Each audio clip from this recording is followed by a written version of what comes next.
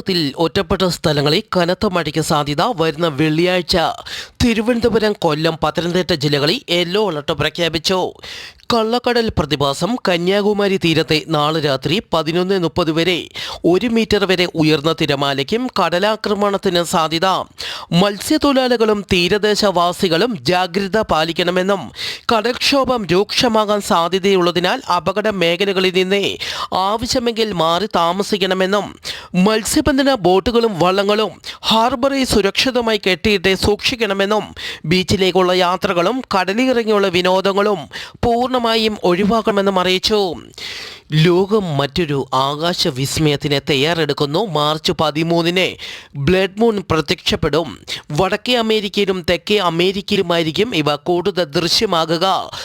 പൂർണ്ണ ചന്ദ്രഗ്രഹണത്തിനെ സാധാരണയായി blood moon എന്നും പറയപ്പെടുന്നു.